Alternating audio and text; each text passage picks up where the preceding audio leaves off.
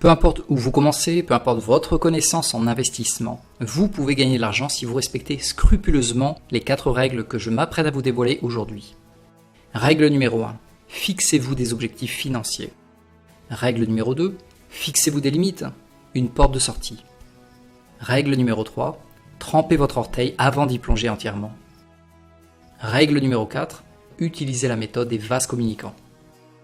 Beaucoup de personnes investissent sans savoir combien, quand ni comment le faire. Ils jouent leur argent sans même penser aux conséquences. En quelque sorte, ils jouent à la loterie et souvent ils perdent, pour ensuite crier à l'arnaque. L'investissement, c'est plus une science qu'un art. Il faut vous détacher des émotions et utiliser uniquement la logique et les mathématiques. Suivez les 4 conseils qui vont venir et vous allez pouvoir faire fructifier de manière intelligente vos investissements. Règle numéro 1, fixez-vous des objectifs. Depuis que je suis en Thaïlande, j'adore me promener dans la jungle. Je m'y balade en scooter des heures entières en m'amusant à suivre tous les chemins possibles. Je passe dans des fermes, je rencontre des serpents, des singes, des buffles qui me regardent d'un œil morne. Je m'égare et je découvre.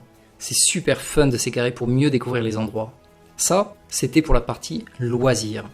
Quand il s'agit d'investissement ou de business, c'est totalement différent. J'utilise mon GPS interne. Je définis mon point de départ et mon point d'arrivée.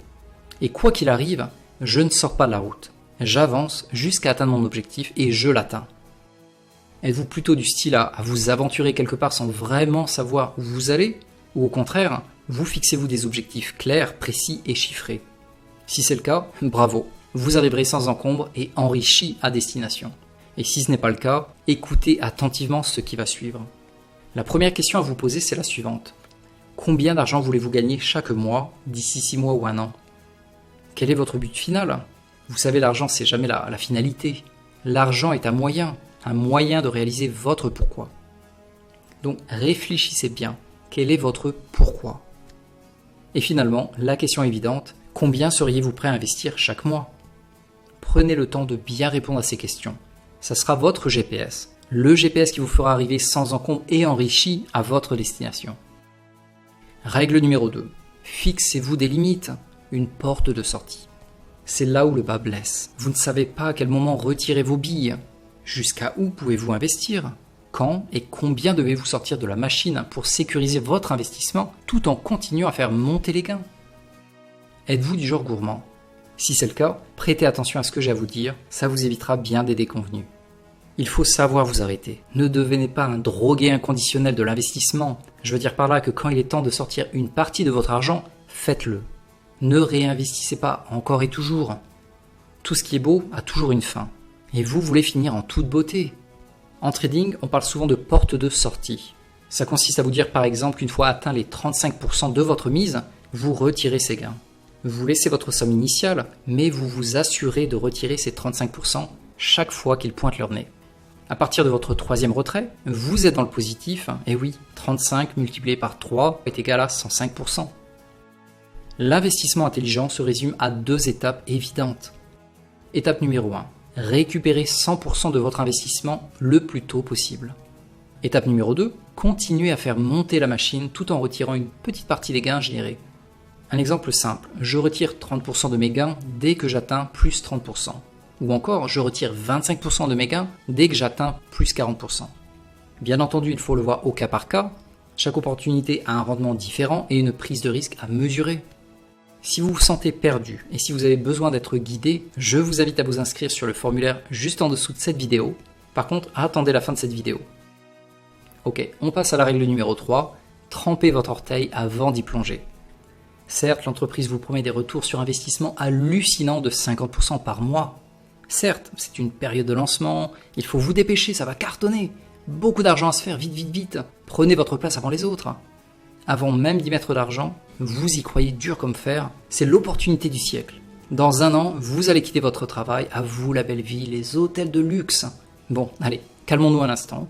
Être excité ne rime pas avec business. Il faut être calme, modéré et prudent. Mettez vos émotions de côté.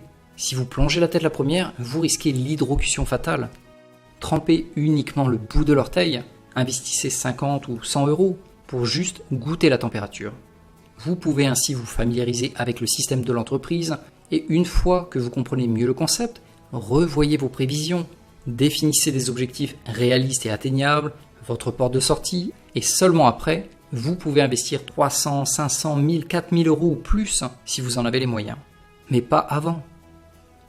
Règle numéro 4, utilisez la stratégie des vases communicants. Connaissez-vous l'expression « diversifier les risques » ?